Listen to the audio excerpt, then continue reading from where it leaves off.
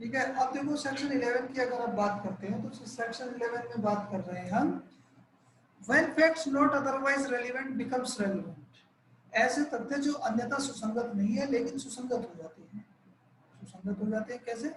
Fact not otherwise relevant are relevant if they are inconsistent with any fact issue or relevant fact। यानी कि हम जो पढ़ के आए थे 5 में वो क्या कह रहे, वो क्या पढ़ के आए थे? एविडेंस में be given in a suit or proceeding for of relevant fact and facting issue। यानी कि जो सीधे सीधे से जो साक्ष्य दिया जाएगा किसी सुसंगत तथ्य का साक्ष्य दिया जाएगा या किसी विवादक तथ्य का साक्ष्य दिया जाएगा। बाकी जो चीजें हैं वे क्या है? साक्ष्य का हिस्सा, साक्ष्य का भाग नहीं होगी। लेकिन हम यहाँ पढ़ रहे हैं ऐसे तथ्य जो अन्यथा सुसंगत नहीं है लेकिन वो रेलिवेंट होंगे। कैसे? if they are inconsistent with any facting issue or relevant fact। अगर वो किसी facting issue और relevant fact के विरोधाभासी है, उसके contradictory है, inconsistent है, तो वे सभी क्या relevant होंगे। या दूसरी चीज हम देखें, if by themselves or in connection with other fact। या तो ऐसे जो तथ्य हैं या तो उनके स्वयं के द्वारा या किसी दूसरे तथ्य के साथ मिलकर के क्या करते हैं? दे make the existence non existence of any facting issue or relevant fact highly probable और improbable। यानी कि उसको अधिसंभाव्य और अनाधिसंभाव्य वो बना देते हैं। वे सभी क्या है? सुसंगत होंगे। कुछ आया समझ में क्या कहना चाह रहा है आबिदा?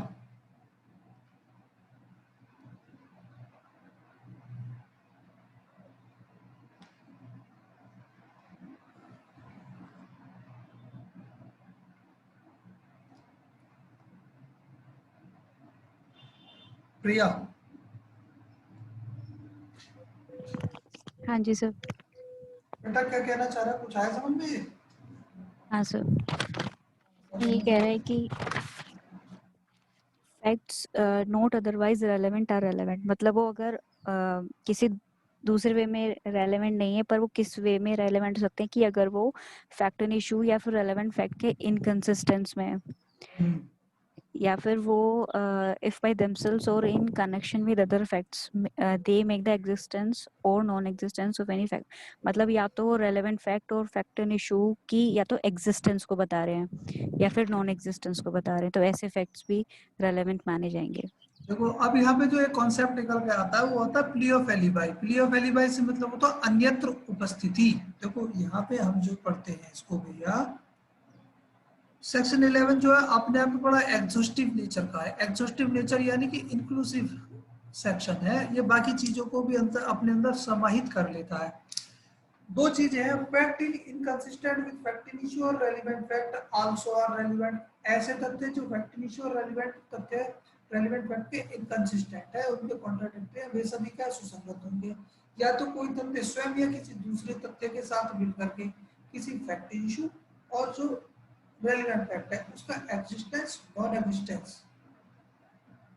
उसको हाईली प्रोबेबल बनाते हैं या इम्प्रोबेबल बनाते हैं। वे सभी भी क्या होंगे? हाईली प्रोबेबल और इम्प्रोबेबल, यानी कि उनका होना या ना होना। अगर कोई है तो उसको हाईली प्रोबेबल यानी कि हाँ बहुत बिल्कुल अत्यधिक रूप से अधिसंभाव्य और अनधिसंभाव्य है, उसकी संभाव्यता और अनधिसंभाव्यता को बढ़ा देते हैं, यानी कि उसका होना या ना होना बढ़ा देते हैं।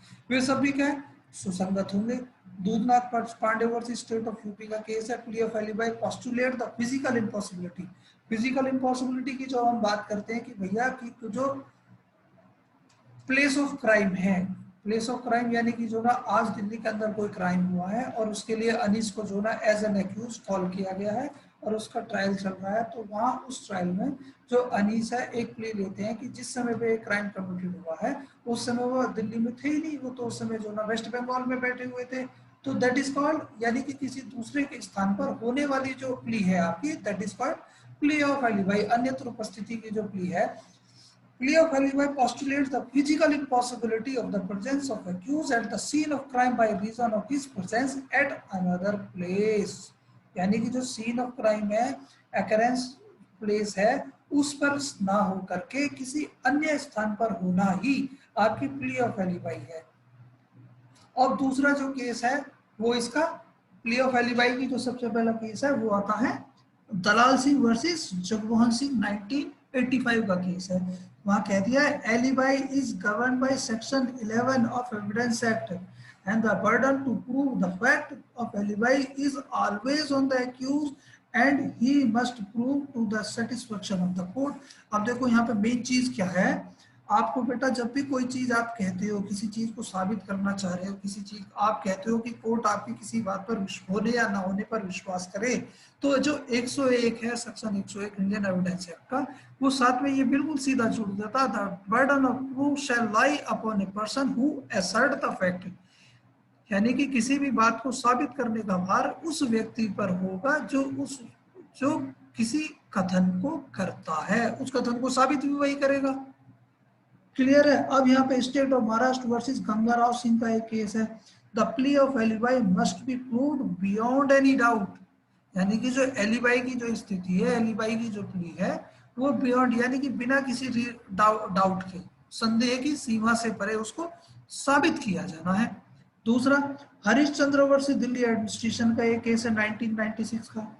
इसमें क्या है, where accused has given the plea that at the time of incident he was engaged in the examination, यानी कि जिस समय वो इंसिडेंट हुआ था वो उस समय एग्जामिनेशन में था, परीक्षा दे रहा था। This fact was proved by the prosecution in the knowledge of the court that according to the date sheet the examination date was fixed 2 days prior and after 2 days of incident, यानी कि जो incident है उससे 2 दिन पहले की वो date sheet थी, उसके 2 दिन जिस समय इंसिडेंट हुआ, it was held that fact of examination does not make the commission of an offence impossible. कि कह रहा कि पता लगा जी मैं तो जो 2 दिन पहले लखनऊ में एग्जाम देने गया हुआ था, वेस्ट बंगाल की जो बात कर रहे थे अनिल भाई साहब की, मैं एग्जाम देने गया हुआ था वेस्ट बंगाल में, और जिस समय क्राइम हुआ मैं तो उससे 2 दिन पहले मेरा एग्जाम था, मैं वहीं था।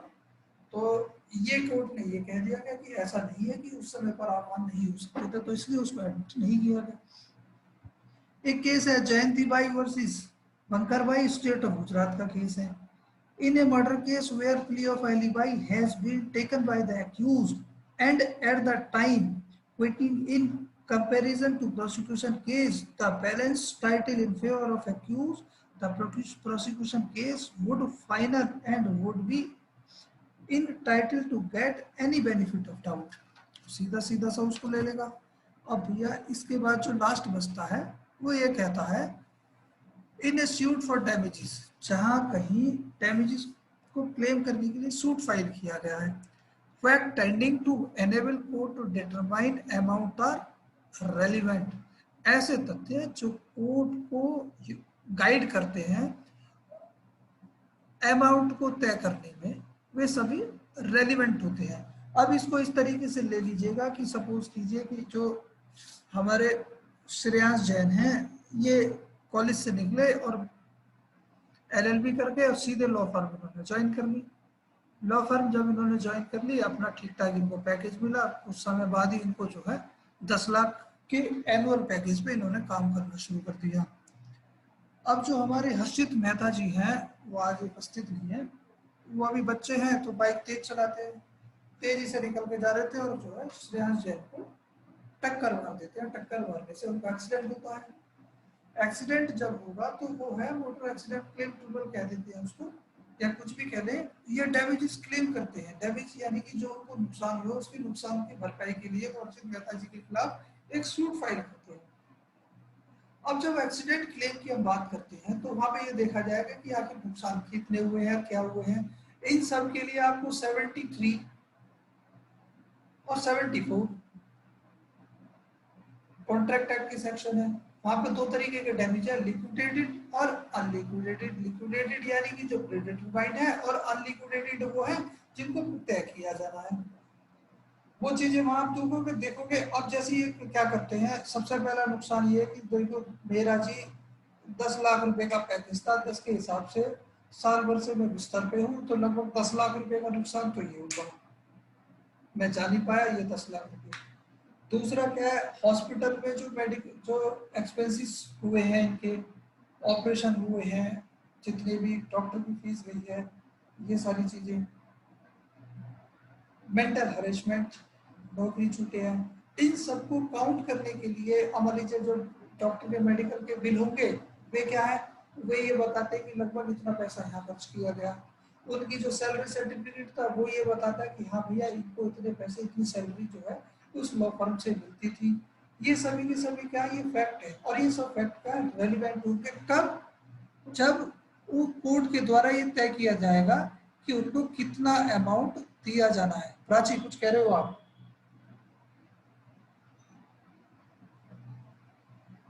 अच्छा, so in short, in which damages are claimed, an effect which will enable the court to determine the amount of damages which ought to be awarded is relevant। छोटा सा है, पढ़ लेना इसको, बाकी इसके बाद तो इसमें कुछ है नहीं भैया। Section 12 in a suit for damages fact tending to enable court to determine amount are relevant. In a claim for damages, there are two factors issue: whether the plaintiff is entitled to receive damages or not. If so, for what amount? अगर entitled है तो कितना amount? And damages are claimed in following kinds of suit। 73 के द्वारा उसको तय किया जाएगा: libel, assault, malicious prosecution, false imprisonment, trespass, etc. और इसके साथ वही है बेटा, देखो 5 के अकॉर्डिंग जो है किसकी है, एविडेंस में भी गिवन इन रेलेवेंट फैक्ट और फैक्ट इन इशू। और सेक्शन 55 जो प्रोवाइड करता है condition under which evidence of character में भी गिवन। आज के लिए देखो इतना ही है, बाकी कल मिलते हैं।